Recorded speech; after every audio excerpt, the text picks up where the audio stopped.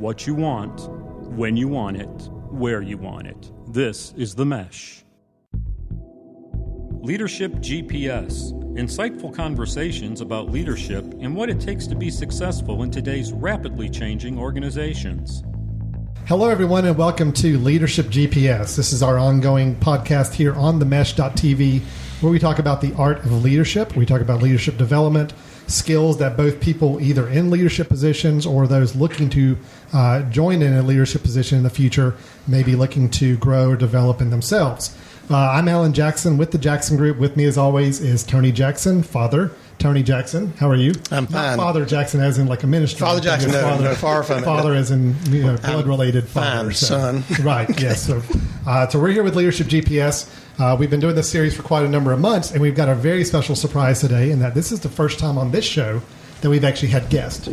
Right? That's Isn't that true? We haven't had guests on Leadership we haven't GPS had a single before. guest. Wow. If we did, they weren't good. And we cut them out. Yeah, so if you're hearing this show, this means that these guests actually turned out okay, and we actually decided to put this online for people to listen to. So we're going to get around to introducing them here in just a second, but before we get started, I do want to tell a couple of exciting things. We do have a sponsor for this month's episode of Leadership GPS. Yep. It was the same one as last month, but we just want to keep promoting them up until the actual event happens. And that's the Greater Hickory Classic Golf Tournament going on at Rock Barn Golf and Spa. That's going to be happening October 8th through the 14th. As we mentioned last time, and that's just a premier golf event, a premier sporting event in general for this area. It's amazing the number of people who come to this area to watch this great golf tournament. Rock Barn Golf and Spa is just a great place to see a golf match anyway. Neither of us are golfers. We admitted that last time. But we're great spectators. We love watching any sports we can get our hands on. So how about you guys? I know I haven't introduced you yet, but please tell me, is somebody here a golfer? I enjoy playing, but I'm horrible at it. Okay, so Brian's a golfer, but not very good at it. Yeah, I would do better if I took a gun and a fishing rod with me when I went. I spent so much time in the wood and the waters. I'd do better with a gun and a fishing rod. All right, good. But at least maybe you enjoy going and watching. I love enjoying going. Yeah. Good. Great. What about you, Erica, Todd? Golfers? Miniature golf. That's about it. Miniature golf. That's more my speed. But at the beach. 2 or 3 times a year, might get out there. Okay, so it's a casual golfer. You can probably guess what kind of golfer I am 2 or 3 times. Yeah, I'm sure.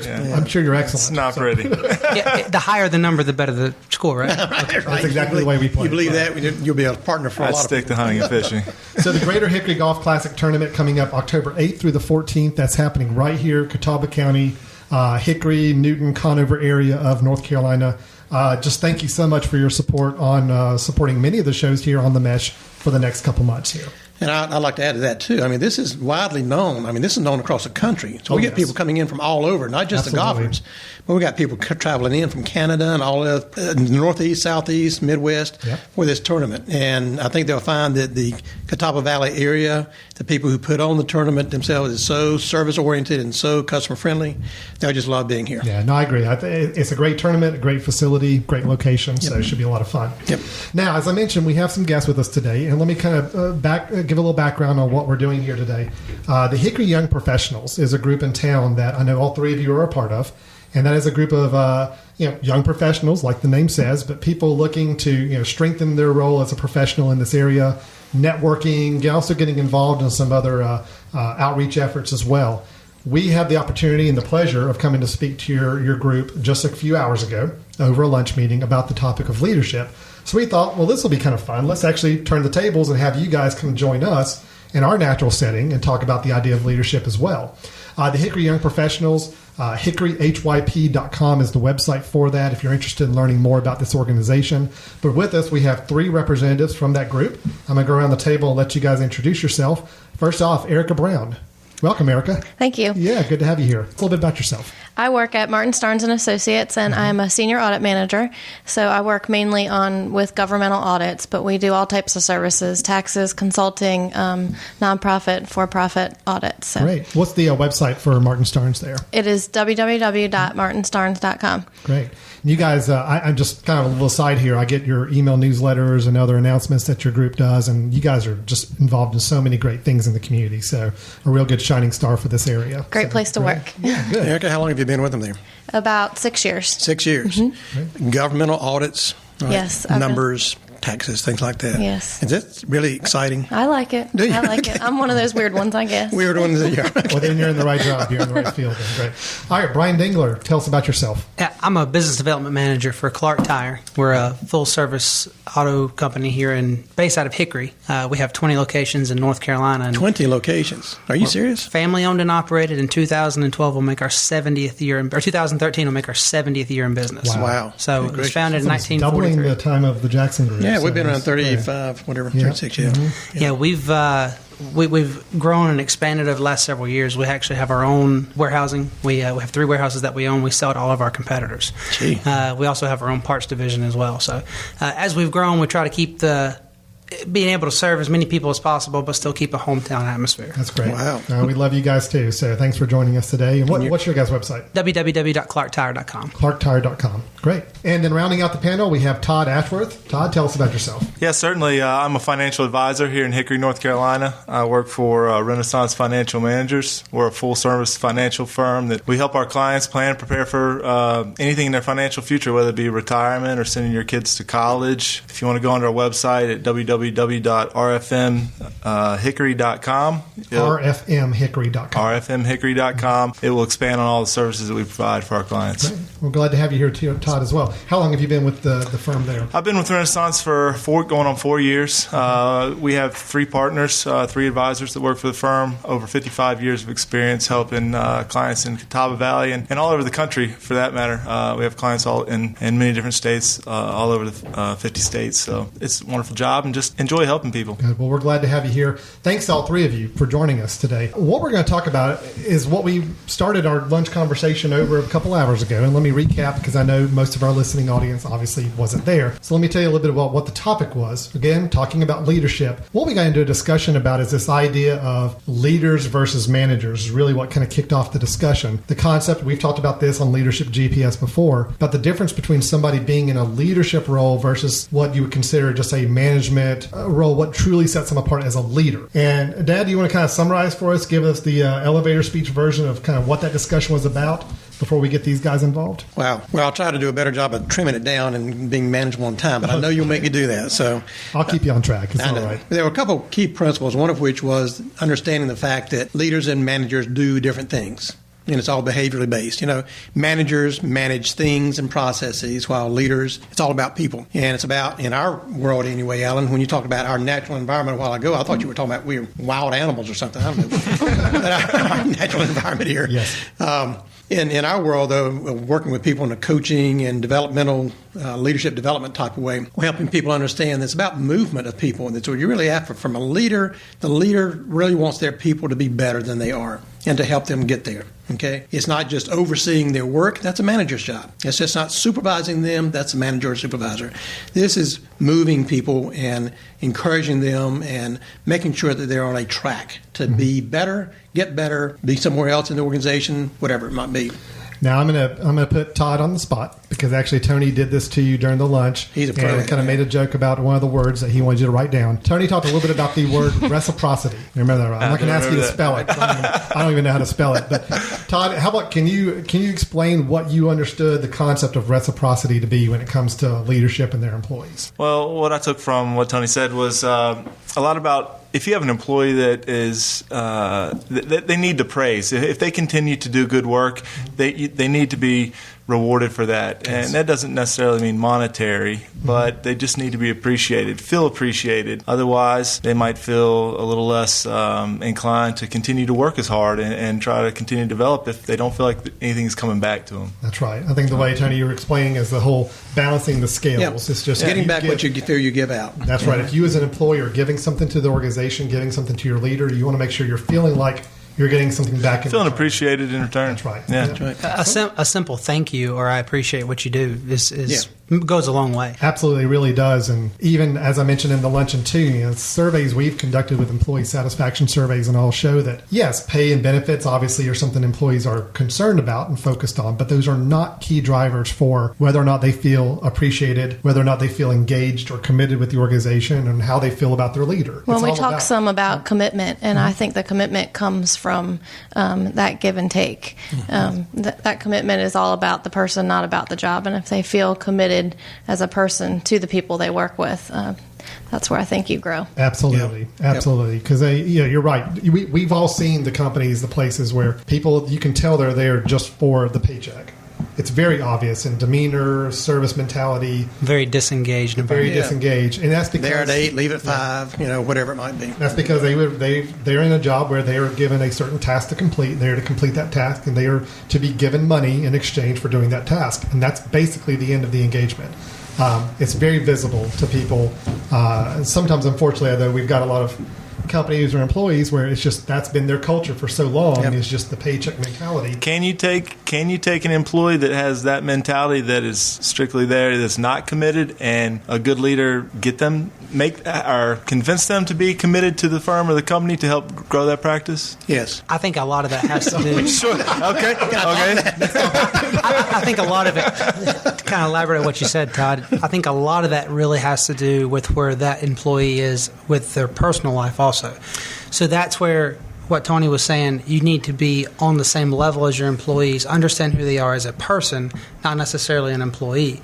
So if you understand challenges that they're having at home, challenges that they're having in their personal life, then it's also going to relay back. They tell you to leave your baggage at the door, leave everything at home, but a lot of times people can't do that. It's almost impossible. And that's where I think it all goes back to the person. If you understand the person and it's not just about the work, and that you care about them, that you want to know, you want their career to further, whether it's where they are now or whether it's at another company, and just caring about them. It's that whole thing about I want you to be successful, and that's a great preface either when giving compliments to people or in giving critical feedback. Now, you raise a good question, though, Todd, and that is, what I read into it, is it possible for every person to become a committed employee? The answer is no. The answer is no to that. Is it possible that some who are not engaged, not committed, through good leadership can move in that direction? Yes, absolutely. But remember the difference in commitment and compliance. Commitment holds on to something that's bigger than oneself. Compliant does what's necessary and only required. So sometimes we think, well, I like to ask a lot of our people that we work with, who are your best employees? And listen to the reasons they give for giving that definition of them as a best employee.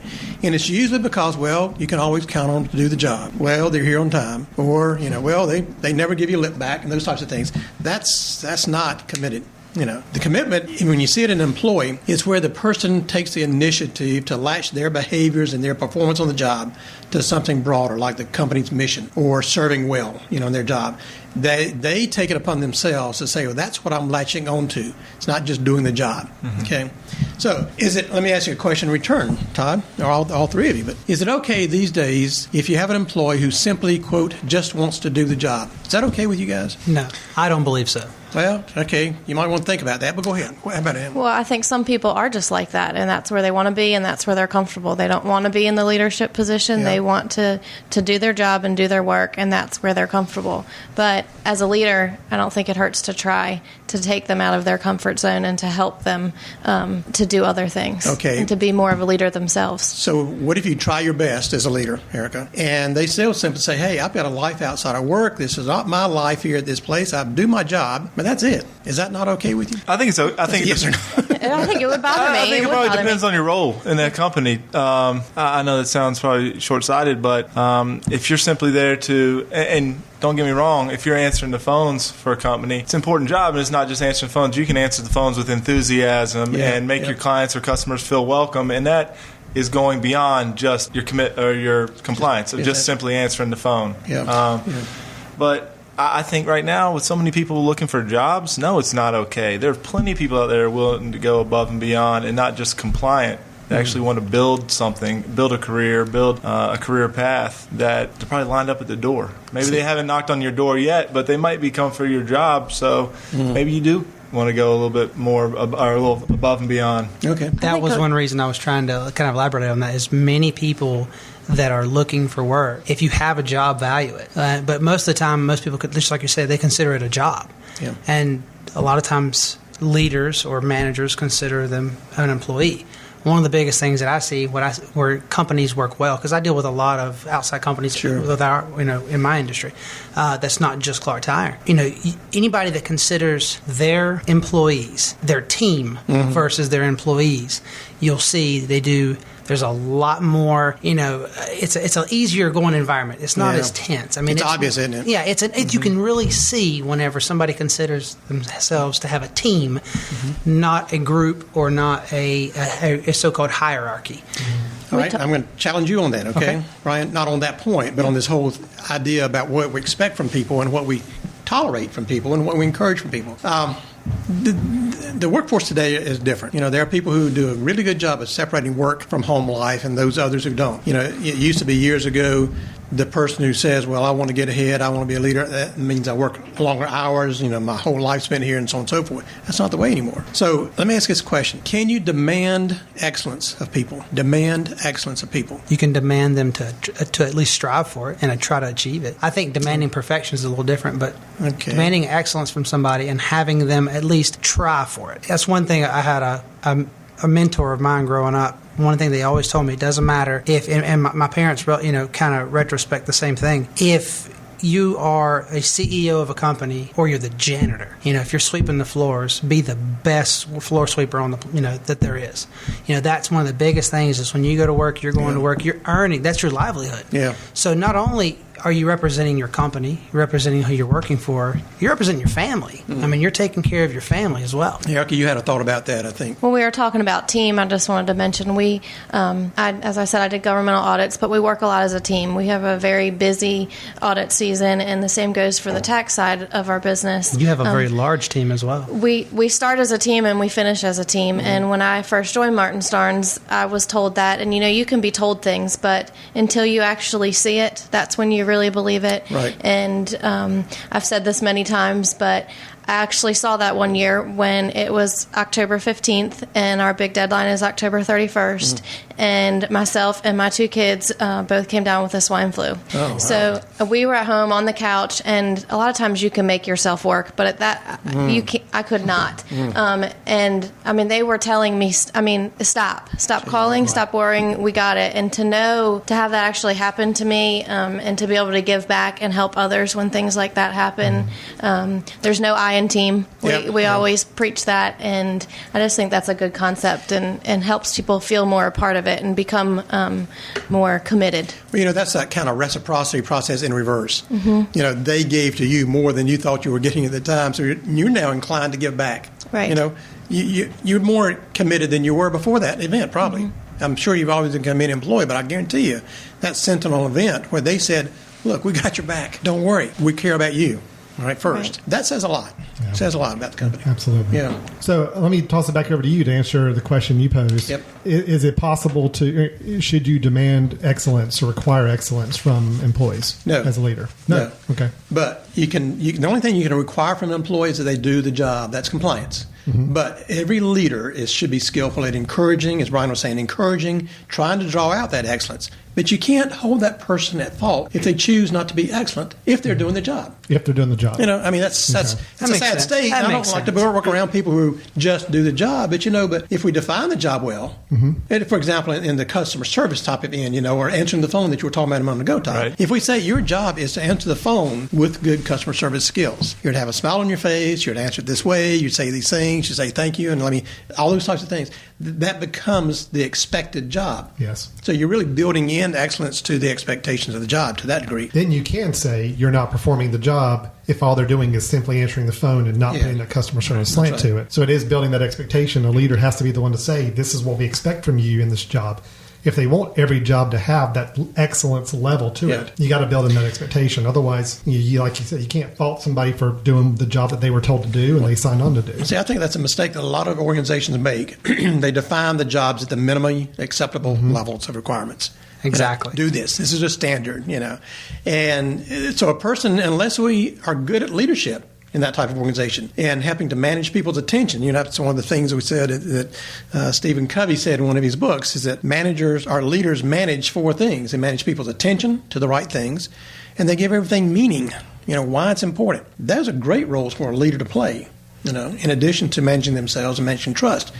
But if we define the person's job at a higher level and then have them comply with what's there, they're right further along the track, towards. I think that's a really good point. Us as the Hickory Young Professionals, we a few months back, we actually had another breakfast meeting, and a lady named Patricia Elmore from CenturyLink had came out and had kind of give us a presentation on how to lose a customer in 10 minutes. Yeah. And Wow. Yes. I really took heed on this. I enjoyed the topic of conversation, because one of the biggest things that she brought up is, which is the same way that I personally feel with the company that we're part of.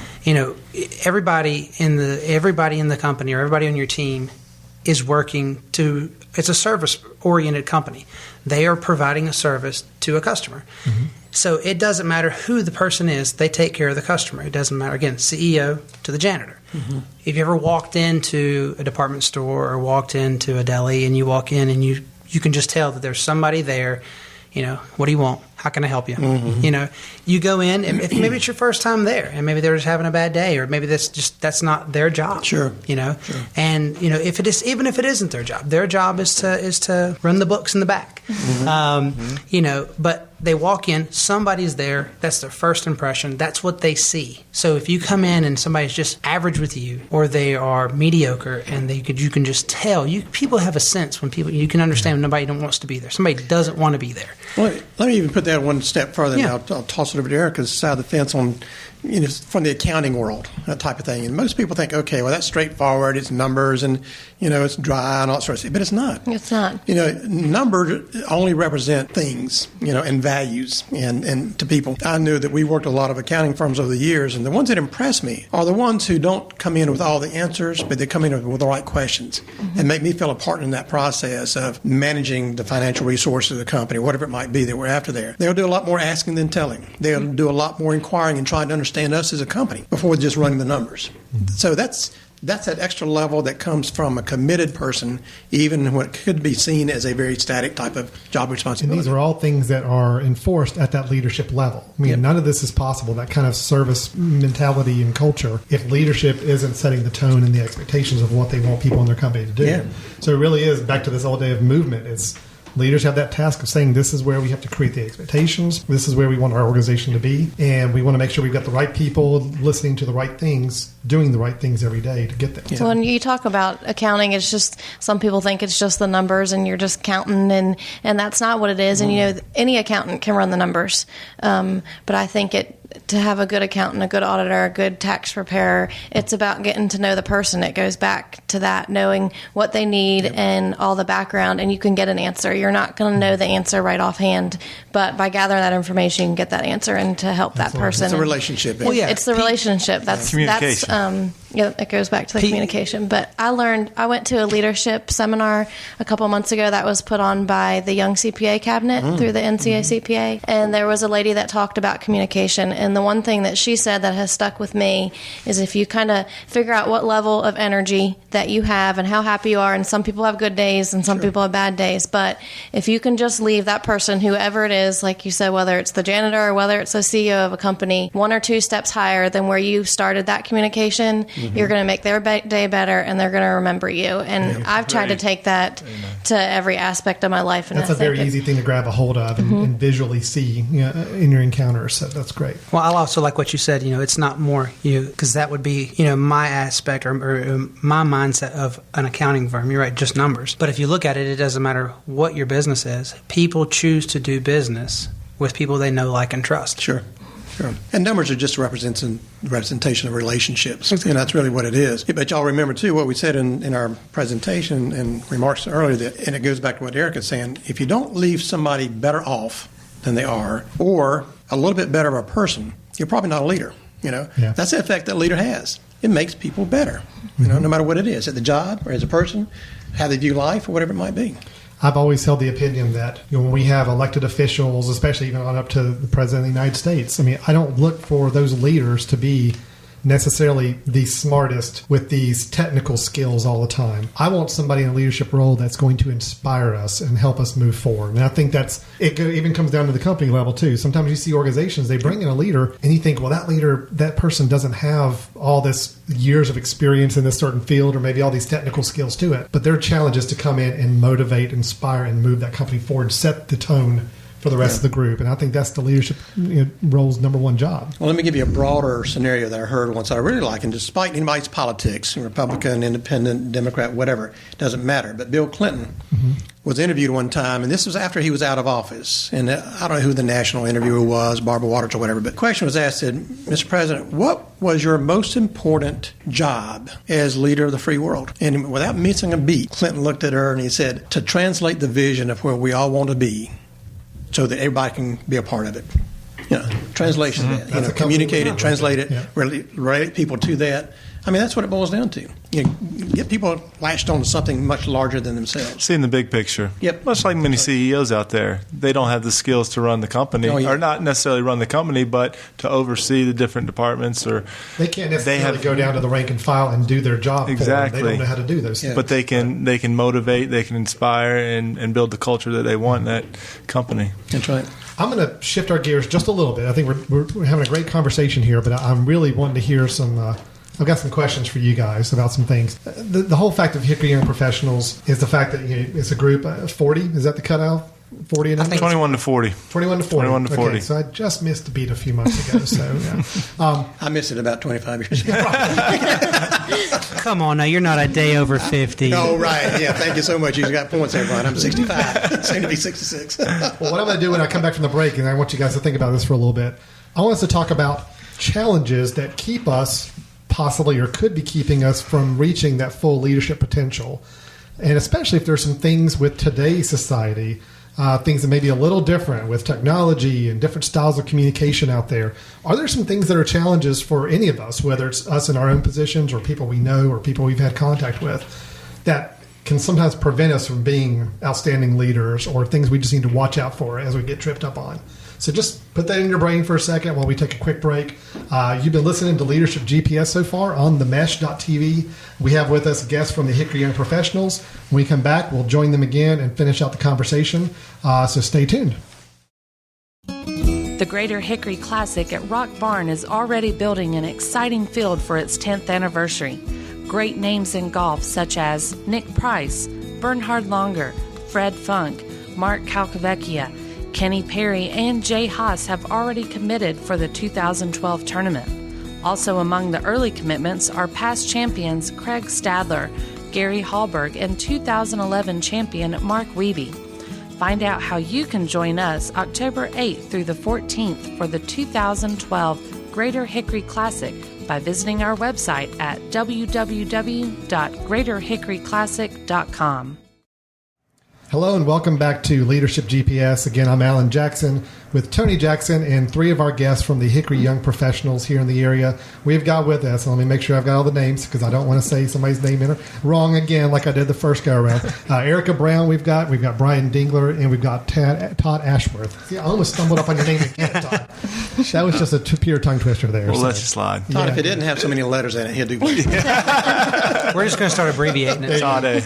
Yeah. So anyway, we were talking before the break about the style of leadership versus being a manager and a leader, what a leader's true role is, and moving an organization forward and setting the right tone for service and the culture. But what I really want to do, since we've got the three of you here representing the younger generation of professionals and leaders here in our area, is to talk about where we see some interesting challenges. Whether it has to do with the generation gaps or not, to me, it's this whole idea of, we've got different styles of leadership out there, different age groups, people leaders. Do you guys see some challenges for the younger generation of leaders, possible obstacles or stumbling blocks keeping them or could be keeping them from being really strong leaders in the future? I think of a lot of it relates to technology and the iPods and the computers and the way that school and colleges are run. It just seems like they're not, students aren't pushed more to communicate face to face. And it's you can see we all probably have our iPods or, droids or whatever we have. And it's hard to put that down sometimes and just to talk to somebody. And sometimes you just need a reality check. And my husband and I joke, but we say, okay, it's time to disconnect. Like, put it down, and we just need to talk. And I even get myself wrapped up in that. So I find that as a challenge. Well, what do you think the danger is in that the use of technology for communication? What's the danger from a leadership perspective? How does this affect positively or negatively leadership styles, the reliance on technology for communication? Well, if you take a look at generations at work, if you have a younger manager or younger leader, and they are overseeing, or members of their team are possibly in the baby boomer generation, getting ready to retire. Tony, if you had, I'm there. If you had, not to call you out, but you're doing that, Brian. You just lost those points. Exactly. 40 years ago, if you had something that needed to get to New York, if you had a business that you were contacting in New York, you licked an envelope, you put a stamp on it, and you sent it there. So how long did it take? It took several days. Well, I think we're really living in a microwave society. I mean, how many people just stop the microwave 3 seconds before it goes off? You can't wait the extra 3 seconds. So if you take a look at it now, if a conversation needs to be had or if a document needs to be sent, you're talking about with your Droids and iPod, you can do it going down the road. You shouldn't be, but you can do it, from anywhere in the world. Well, a lot of times that comes across, you read it wrong. You can't read feeling. Exactly. Even on the phone, you can hear feeling, but you can't read feeling. And what is typed or and I've experienced that many times, and I've tried to talk to other staff, a lot of people about that, and you just really have to be careful, and you don't want an email war because you're thinking different things, and if you just picked up the phone and talked or met with that person. Do you see that kind of communication breakdown happening when technology is tried to be used spanning generations? In other words, somebody in their 20s saying, I'm going to communicate this way using this medium. Somebody in 40s, 50s, 60s doesn't know how to respond to it or work with it as well. Is it more of a cross generation, or does it happen within the same generation? I see it everywhere. It's just a way out. I think it goes many generations.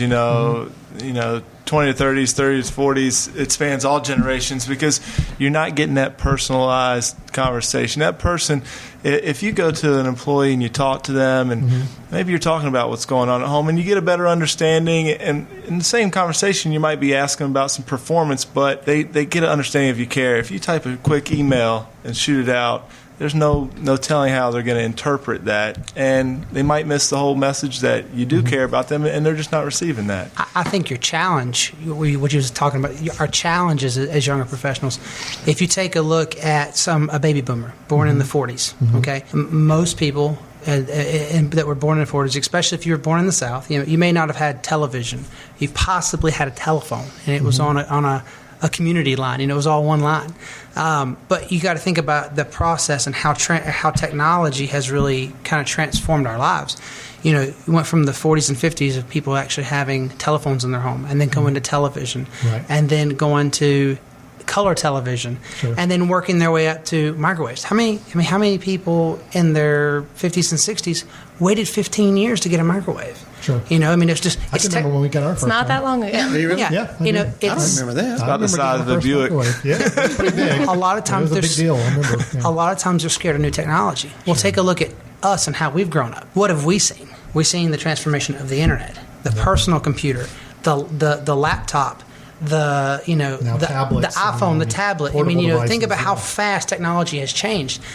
We've been used to all of this change in technology, so it's something we've just adapted and learned to kind of cope and work with. A baby boomer, or even somebody in the Generation X, has that's things that were at a slower pace. It took a little bit more time. So naturally, new things, people a little bit more. Naturally, people with new things are first of all, it's just they're skeptical. They're going to wait back. They're going to hold back. So I can see where your challenge would be, if you've got something brand new. And today, business moves with the as rapid as technology does. If you're not first, you're last. That's kind of a very bad way to look at it, but that's how business is. The first one wins. Comment on two things. Sure. First of all, I am almost 66, and I do let a microwave finish its work before I cut it off. It's there for a purpose. I don't want to offend it. Seriously. And, I'm thinking about all these events. I still remember the first color TV in our whole community that we all gathered around. Not every, house and everything. But you're right about the repetitive things and the changes. But, you might be able to play this thing as a leader, the technological communications and all the downfalls it has. Because I'm 100% behind the idea that we have harmed our value and the meaning of communications by the technology that we have. Oh, definitely. You don't communicate feelings. You can't read a person's eyes. You can't listen behind the words and between the lines what a person's saying by reading the text, particularly when it's abbreviated language and all that sort of stuff. And how do you communicate feelings and meaning without underlining, bolding, and all that sort of stuff? You mean so LOL is not an emotion? Well, because some it is. So, I always thought, I never knew what that stood for when I first started getting it. He really didn't. I thought I didn't know. Anyway, but the other thing I was going to say is that you can play it to your advantage as a leader. Okay. If you understand that those are not great ways of communicating that a leader would want to. So imagine this. If instead of sending the email, you get it from your desk, your work area, whatever it might be, walk to the person's office or walk to their desk area, that act in itself simply says, this is important. Mm-hmm. This is important. So you capture a person's attention more readily than sending off an email. I send Alan emails, and he doesn't read them until the end of the day, if then. He sent me one yesterday, or the day before yesterday. He said, sorry for the delay. It was 2.5 weeks ago. Well, now, 2 months. I'm sorry, 2 when months you have 320 emails in your inbox to respond to. But I'm your dad. I have to first. But that's also part of the problem is the overabundance of communication we get because of technology. That's exactly right. It's easy to do harder that. for certain things to rise to the top. Yep. So like you said, if you go to somebody's office, sit down and say you want to talk to them about something important, that raises that supersedes everything. Exactly. Yeah. So much more. And I think you can play that as a leader really well. Okay. When you want to get a sincere message across, you want to manage people's attention to the message rather than just a medium that you're going through, then speak to them eye to eye. Get in the face. Let me ask you guys a question. I'm going to play a little devil's advocate here. Okay, we're in a world now where so many successful businesses that we hear about them growing are internet-based companies where you may have employees and people scattered all around the world working for these companies. You've got Apple Computers, got thousands and thousands of employees and had a very charismatic leader. But I guarantee you Steve Jobs couldn't go talk to all the employees there face-to-face. Probably very few he had that direct connection with on a regular basis. Is it possible, in your guys' opinion, for a leader to be successful if they have fully embraced new technology ways of communicating? And even if they're kind of stepping away from more of the traditional forms of communication, do you think a leader can be a successful leader in today's internet age if they rely 100% on that technology to lead? I'm going to say no. I go back to having the personal relationship. Okay. And it's just not, an email is just not personal. Okay. If I write a letter to a client, I handwrite the letter. Mm-hmm. If it's going out, I don't type it. I don't email it. I send them a handwritten letter. It knows I took the time. They mattered enough for me to get out the pen and the paper and the stamp and send them a letter. And I think they appreciate that. That will do wonders for people. I mean, that's just a simple thank you. When you meet somebody. What if you had to do 3,000 of those within a week? Yeah. You can't. No, it's not possible. I mean, sometimes you can't, but it depends on the person. Yeah. I mean, some need that more than others. So I think you just have to be attuned and pay attention to who needs that, and just know when it's not the right time to have written communication. That sometimes, even if it's the phone. Well, you know what? I actually saw an email that was sent out. I don't know how it got publicized, but I forget which large internet company it was, but it was an email from the CEO that went out to all the employees. And what I really liked about it is, yes, there's thousands of employees. There's no way he could have gone and spoke individually to each person and talk about where they're going as a company. But he even said in the email, right off the bat, I would rather be doing this face-to-face. And I'm apologizing that I can't. But unfortunately, we're the kind of company where half of us are around the world, around the country. But I think this is still an important message to get across. It's almost like he knew the limitations of technology in the communications. Yeah. But he's going to play with that and let people know that this is still the way he would rather it be handled. Just starting off the letter that way, if you're presented with a situation like that, I think automatically tells people, you know what, I understand there's physical constraints from us for my leader to be able to talk to me the way he wants to, but I'm still getting the message I need to be getting. Well, I think that's a good step in the right direction. But also keep in mind, we're talking about these large organizations, and large organizations have levels of leadership. True. That they should be entrusted to say, you communicate them not only the message, but the meaning behind it. You know, and that's where we break down a lot of times.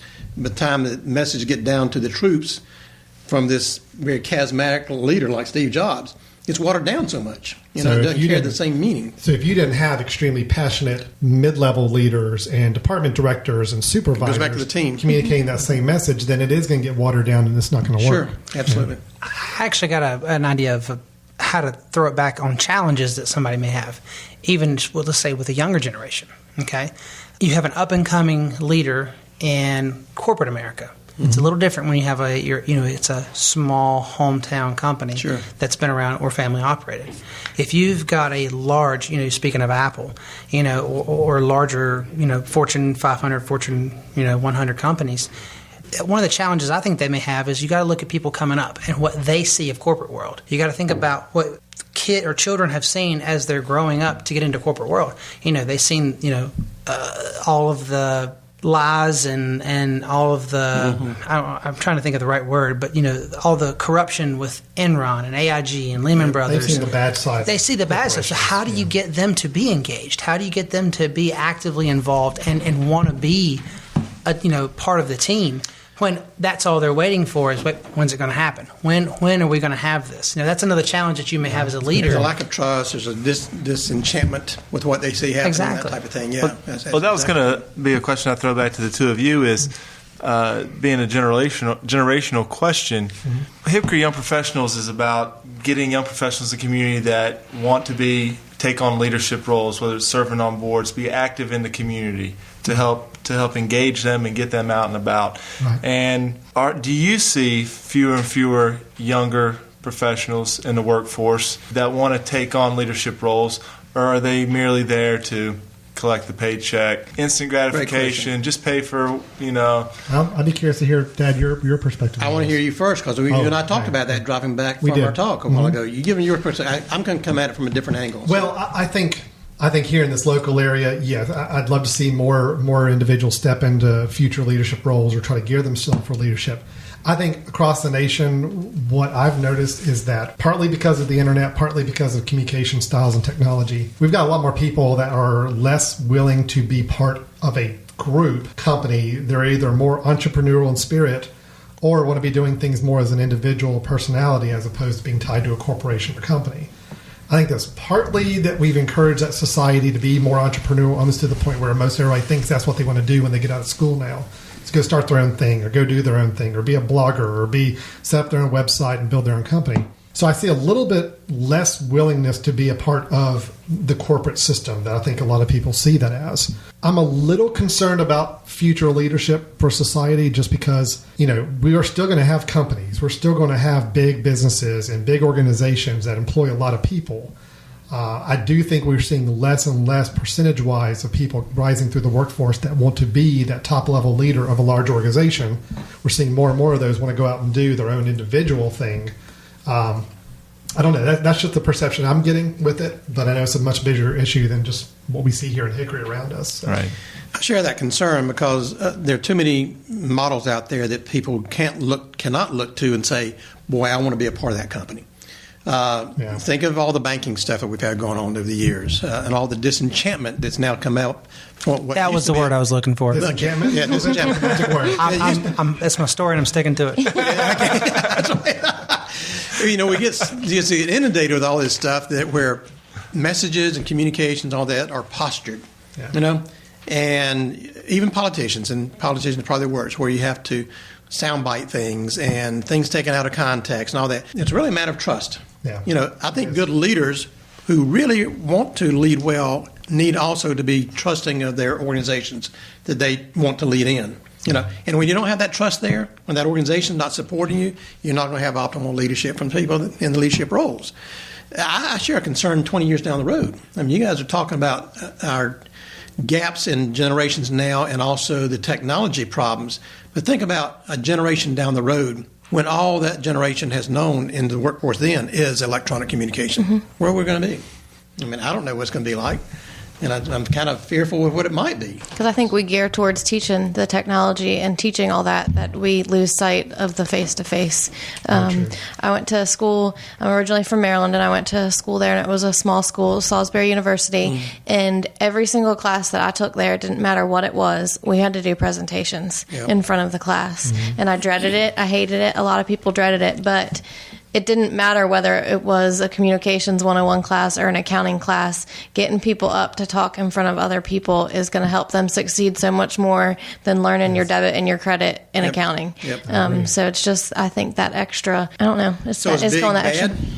It goes back to... Is big bad? Mm-hmm. No, not necessarily. It's gotten a bad rap right now. I think, out in the world. And I think people are a lot more critical of big organizations than they've ever been. But that's not to say that a big organization can't be a very successful organization with the right leadership and the right values put in place. The organization, the large organization is only successful as its many parts. Mm-hmm. I always advise leaders of a department, the department director or manager of the department, say, treat your department as it's a totally different company. Treat it as your own entrepreneurial company. And you do the right things as a leader with 45 people or 30 people rather than 5,000 people. Don't worry about that.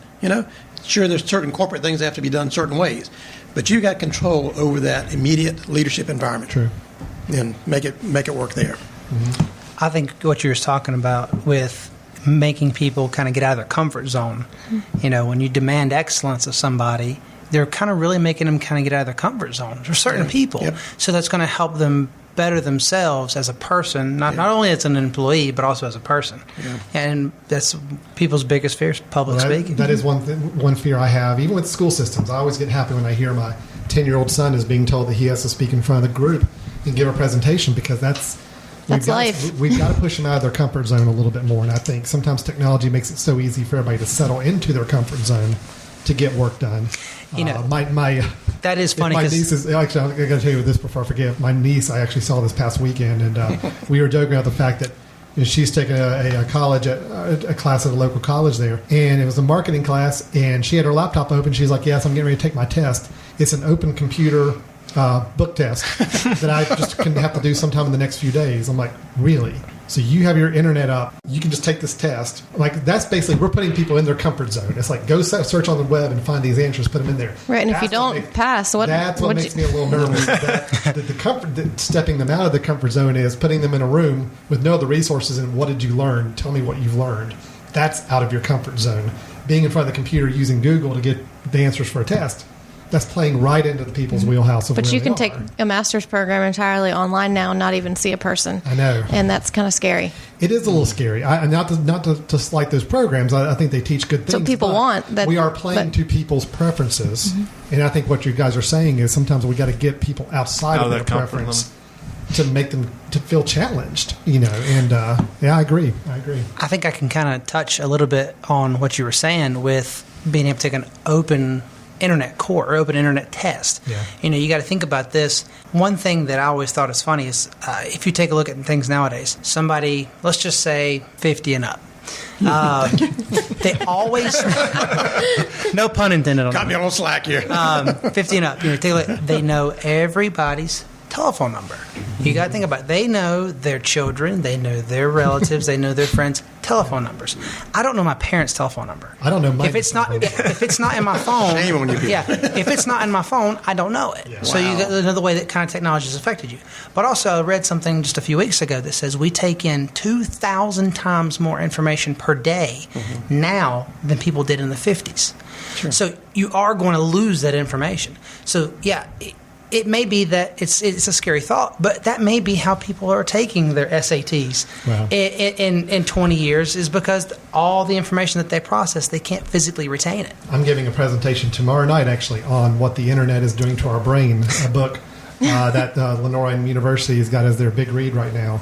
And I'm supposed to talk for an hour or two about what the internet is doing for us as people and businesses and relationships. And it's the idea that, yes, it's great that we have this gigantic external brain that we don't have to remember every phone number, we don't have to remember all these things, but there's actually proof to show that by doing that, our brains are not functioning like they used to be, because memorization and storing those things is actually something that keeps our brain elastic and moving, and it is stagnating a little bit. You don't have to retain that information as long as you know where to go get it at this point. Google's address and how to type. Exactly. You're okay. Why do you You're need to find the answer? Exactly. Yeah. Well, I just noticed the other day I was entering in my password, and my husband said, "What's the password again for the computer?" I said, "I don't know." He said, "Didn't you just do it a minute ago?" Yeah. I said, "Yeah, but I just do it because it's just in and it's and."